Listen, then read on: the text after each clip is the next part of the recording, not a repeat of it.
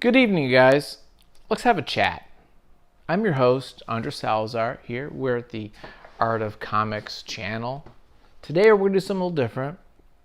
We're going to talk about a book and a movie because they both are almost identical.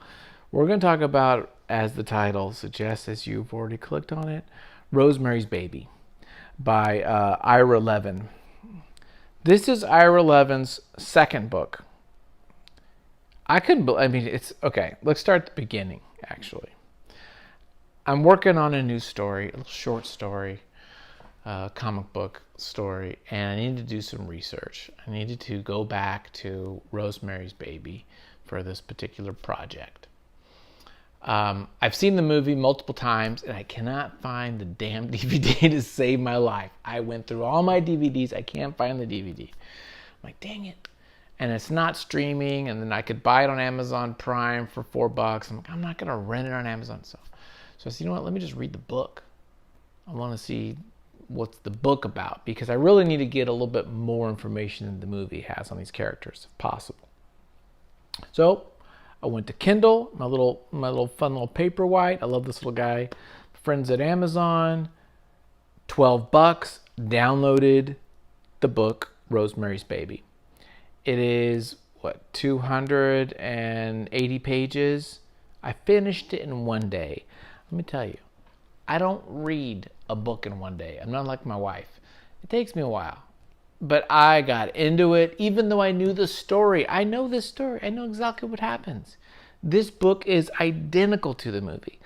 Roman Polanski, who's a brilliant filmmaker, didn't really understand that when you adapt a book, you can just kind of change it.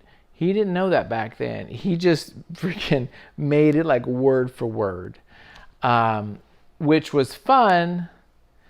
As I'm reading it, I know exactly what's happening, but I was still upset and tense and all that. The ending is slightly changed, like ever so slightly changed. We'll talk about that. So I got the book. I read it in a day. The day after, I'm like, okay, I've absorbed it. I still haven't seen the movie in about a year or so. I think I saw it last year sometime. And that's where my DVD got. It's in limbo somewhere in this home. So I'm ready to write my story or use that for some reference for this project, which shall not be named at this moment, but will be shortly. So hail Satan, hail Andrew, hail everything, as the ending is. So this is a brilliant, brilliant story. Mr. Levin, second book he's ever written, and this went gangbusters back then. This was a huge seller. The whole concept of witches in suburbia, or in this case, in Manhattan. It's bringing horror to modern society, modern world, Stephen King mentions that Levin is a watchmaker of terror and of dread. And you get these moments in this story of constant, slowly turning up the heat. And we know something's happening. And this isn't good. Even if I didn't know the story, even if you have not read the books, which we will be spoiling all this, if you've not seen the movie, and you read this book, you would know something's not right. Like, okay, Guy, the husband, something's going on with him. Something's going on with these damn neighbors, with Roman, and Minnie. And what the freak is Mia Farrow, or Rosemary, is doing in the situation? It's like, it's so good. The story is this. A young couple move into a apartment building that has a history of violence and nefarious deeds, but it has character and it is romantic.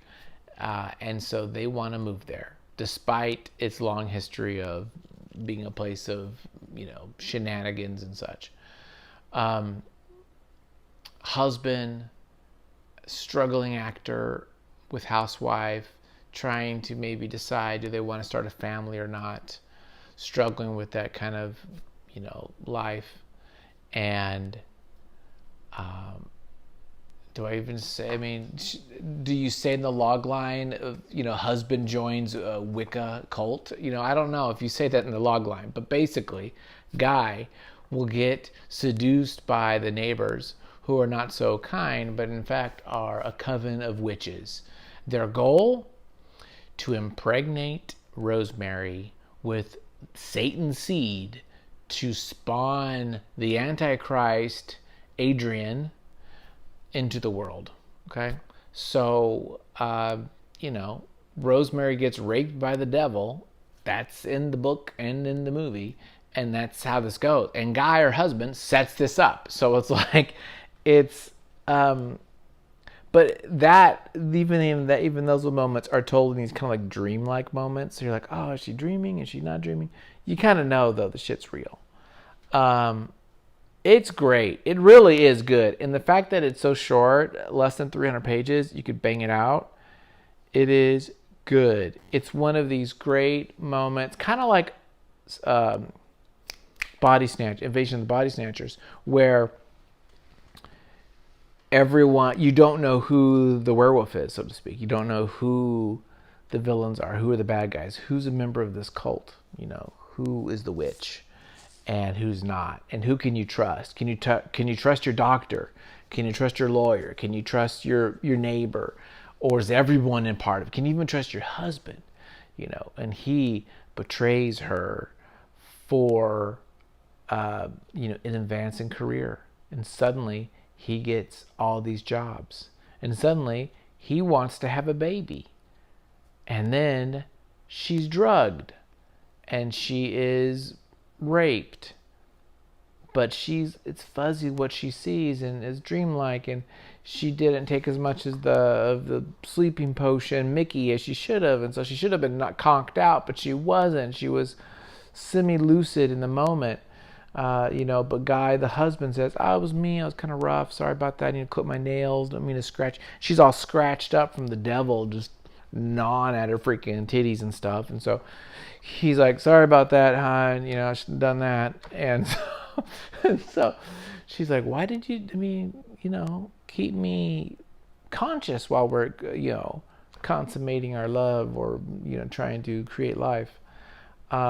She gets pregnant. And then that becomes an issue, because then the neighbors, everyone's very keen on her being protected, giving her this like almost poisonous shake she drinks so that she can lose weight, and she craves raw flesh and raw meat, in other words, and this thing inside of her, and the husband now is like, doesn't want to be near that thing because he knows it's the damn devil. Great story, dude. And what's interesting is Levin, he writes a lot of this. The first half is like just very kind of open view of everything. And then it goes into her perspective. So her view of the world and what's happening to her.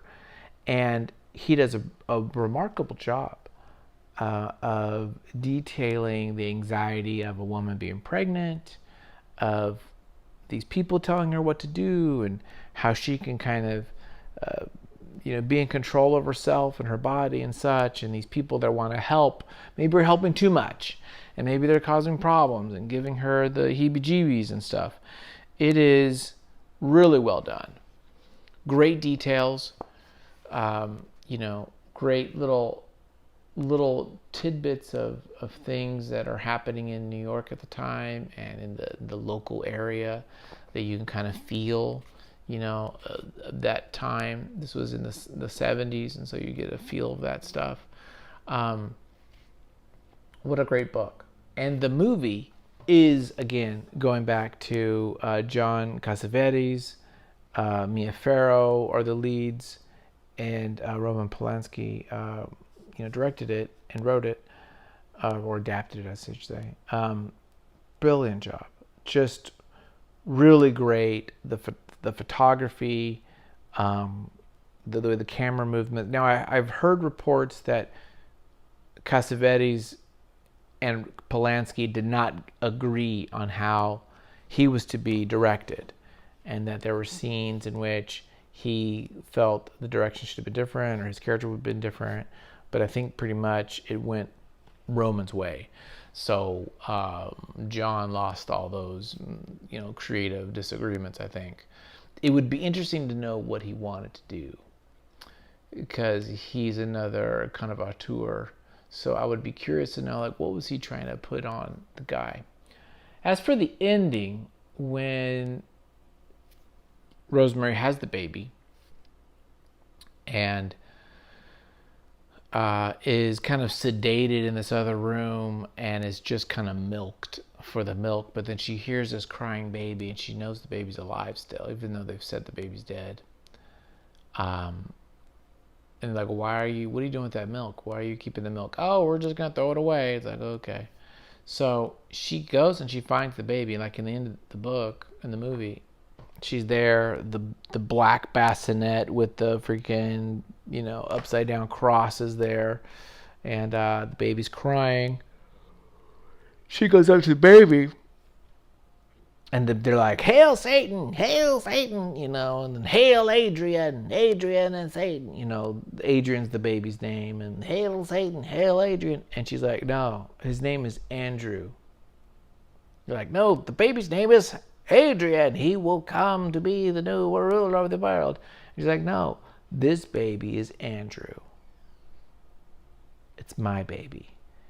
And Roman, who's kind of like the lead of the witches, is like, okay, baby's Andrew then. Fine, baby's Andrew. And she takes this baby, and the baby's got mittens on. The baby's got claws, horns, and a damn tail. So this is like straight up supernatural baby. This isn't like just like Damien from The Omen. No, this looks like a damn monster. And but she takes the baby, thinking that perhaps she could change its path as a mother, and that so she knows this is real. Guy knows it's real because he's involved in this. There's no element of faith, like believe it or I don't believe it. No, everyone knows this shit happened. This is real. This is the devil baby, because it's a freaking monster. But she takes it. And, the eyes, these yellow eyes, the cat-like eyes, it's so horrific. But then she's like, oh, maybe those eyes aren't so bad. Come here, little grumpy boy, or something. She calls him like grumpy boy, something like that, right? Like, oh, you little stinker, come here. And she kind of like takes him. And that's different than in the movie. In the movie, she's just like horrified by the eyes, I think. She's like, the eyes. But in the book, a little bit softer, a little bit more like nurturing in this moment of, I will be your mom, and I will somehow maybe convert you or something into Catholicism. I don't know what. The little side, just a tiny bit different, but I do like it. And the question, of course, is what would happen next? Like, what happens next? So great story. Again, highly recommend. Go see the movie. Even if you've seen it, go see it again. It's very good.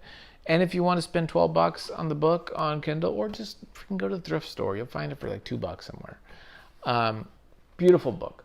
So there you go. Every now and then, even Andres reads a damn book. I'll read a novel. I don't have to read freaking Planetes and Vagabond and Doctor Doom and Pariah, Missouri, and I will read a book. So it doesn't have to be a damn comic. There you go. Thank you guys for watching. It's fun chatting with you guys late at night when no one's around. And have a great week. Comment below, what is your favorite horror? Because I do 31 days in October. I watch a horror movie every day for a month. And I've been doing that for years and years. And I'm running out. Guys. I've seen every freaking good thing, and I've seen many bad things. And I'm running out of good horror. I always gotta go back. It's like I gotta go watch Shining again or Jaws or something, because this ain't nothing good out. So give me your top 5. Comment below. Give me your top 5 horror. And we could do some more horror fun stuff. I do like that a lot. You know, speaking of Junji Ito, there is that anime, like mini-series of his stories, which I need to watch. And I don't know if it's here at the States or just Crunchyroll. I should look it up. It might even be on Netflix or Hulu. I should watch those. Because Junji Ito, to me, is probably the scariest freaking horror creator right now. He's at the top. I like Max Brooks. I like Joe Hill, Steven's boy. I like those guys. I think they're good. There's other horror dudes I'm sure I miss. You know, you guys would say Jordan Peele. He's very good. There's probably others, but Junji Ito somehow just freaking grabs me by the gonads. Freaking freaks me out. Okay, that's it for me. Thanks, guys. Take care. Have a good one.